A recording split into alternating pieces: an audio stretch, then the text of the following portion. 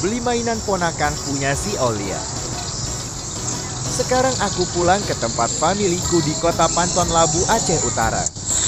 Langsung saja kita masuk ke dalam tokonya. Ayo. Yang hijau, merah. Yo. Hijau. Tanya. Cek mama.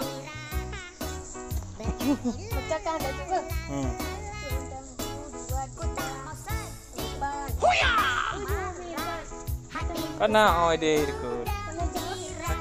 Hei. Aulia mulai kebingungan mau pilih yang mana sesuai selera dia.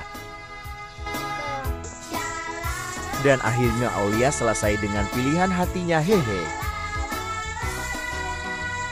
Inilah suasana di kota Panton Labu sekitaran pasar.